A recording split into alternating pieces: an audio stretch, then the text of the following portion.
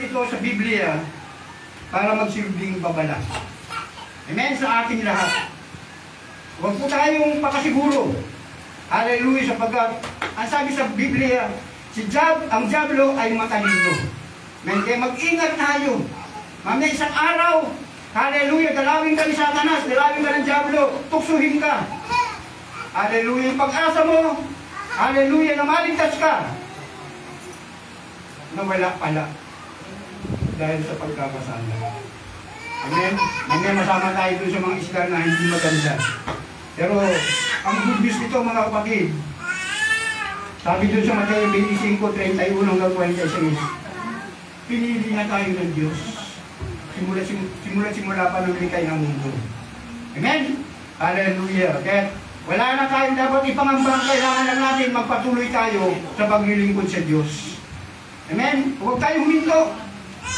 Bagamat maraming pagsubok na dumarating sa ating buhay, hallelujah, magpatuloy tayo sa paglilingkod. Kasi sayang yung design ng Panginoon sa atin na simula pa ng likay ng mundo, ligtas ka na, pinili ka na ng Diyos. Pwede pang mabago yun. Amen?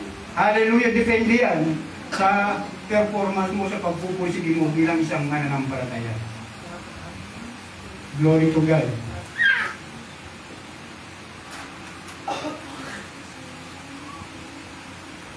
Ang masasama ay tatapos sa isang mapuy na horno, isang lugar na inilalarawan sa pag-iyak at pagngangalit ng mga ngipin.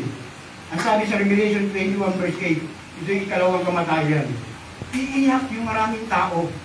Amen?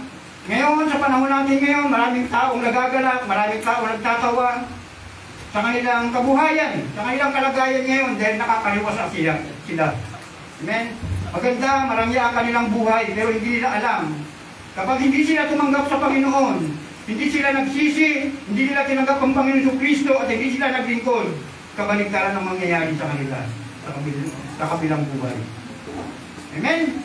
Hallelujah! Kaya patuloy po tayong maglingkod sa Panginoon. Emotional, spiritual na paghihirap. Emotional, spiritual na paghihirap. Doble-doble pa rin mangyayari dito kapag hindi tayo naglingkod sa Panginoon.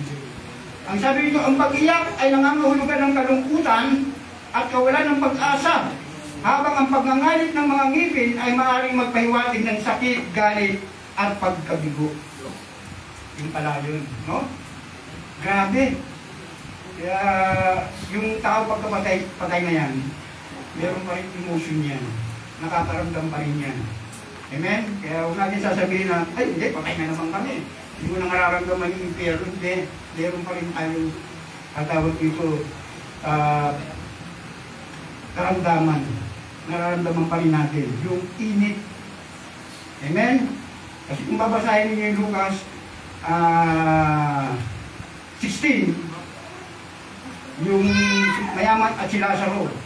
Namatay yung mayaman, sabi ron, nandirito ako sa lugar ng pagdurusa, nararamdaman niya yung init. Amen? Ganito rin yun. Pag namatay yung mga tao na hindi naglilingkod sa Panginoon, nararamdaman nila yung matinding init. Kung dito nararamdaman nila ngayon sa panahon na ito, ang kanilang kaliwasaan, kagandahan ng buhay, pero wala silang Diyos, wala silang Kristo. Pagdating ng panahon, kabaligtaran yung mangyayari sa kanila. Hirap.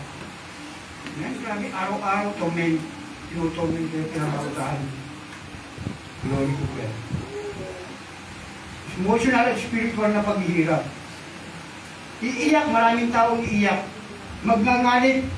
Yung iba dyan, magagalit sa Diyos, pero wala na silang pagkakataon na maalis sa lugar na eternal na yun. Eternal releasement. Eternal, separation from the presence of God.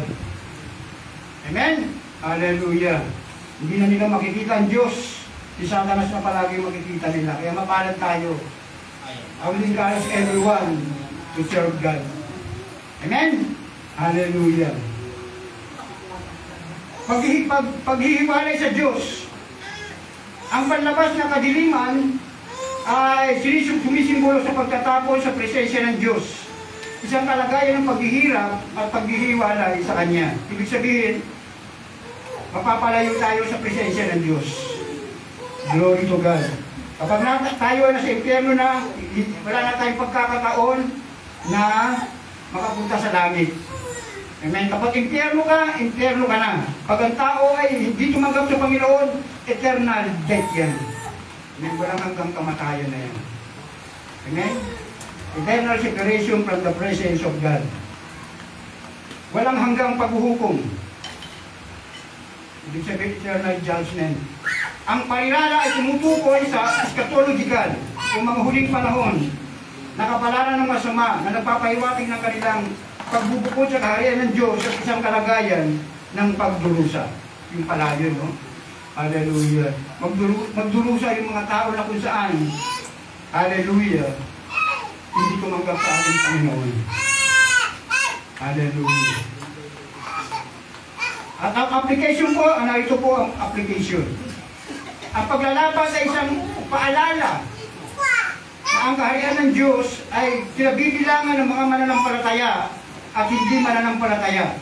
Ngunit sa huli, magkakaroon ng huling paghihiwalay at walang hanggang kahinatan para sa mga tumatanggi sa pananampalataya kay Kristo.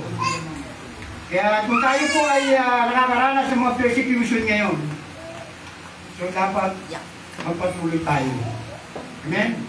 Ano man yung binaranas mo na pag-uusip ngayon, sinasabihin, marami nakakarinig ka ng mga bad words, nilalait ka bilang isang born again, bilang isang Kristiyano. Ipanalangin mo yan. Ipanalangin mo sila. Hallelujah. Nakabagan sila ng Diyos at ipuin sila ng Diyos na sila ay magkaroon din ng buwang na maligtas. Amen? Hallelujah. Kasi parusahan. Sabi, harap, glory to God, sa paghuhukom ng mga tao hindi tumulak sa Panginoon. Pagwawakas, ang mga talihagay ay nagsisilbing babala tungkol sa katiyakan ng paghatol ng Diyos at ang walang hanggang kahinatnan ng pagtanggi sa pananampalataya kay Kristo. Amen? Malapit na ang muling pagparito ng Panginoong Yesus. Handa ka na ba? Sino po handa na rito sa muling pagparito ng Panginoon? Amen. Amen. Kung hindi pa, ano ang dapat gawin? Maganda. Amen. Hallelujah. Tapakan po natin ang Panginoon. Ang natin ngayon, hindi naman po ang ating pangangaral. Ang pangangaral na ito ay naway magbigay ng kaliwanagan sa ating isip bilang mga mananampalataya. Amen. Hallelujah. Glory to God.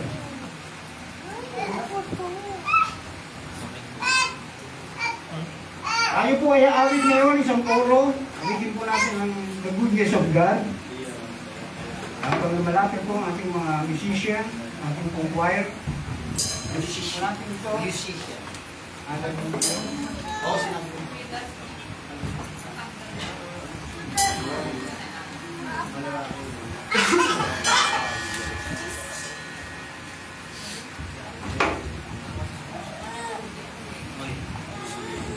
Glory to God. Hallelujah. Awitin po natin ang The Goodness of God.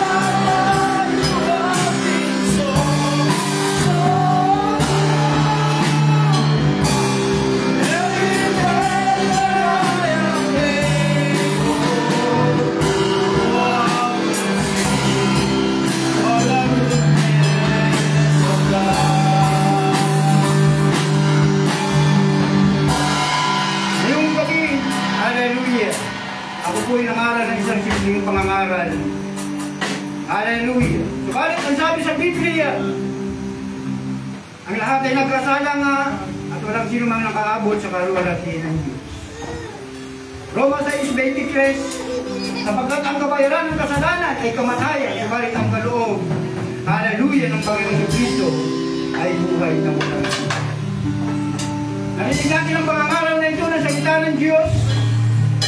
Hallelujah! Tungkol po sa final judgment. Marahil sinasabi natin sa ating sarili, Christian na po.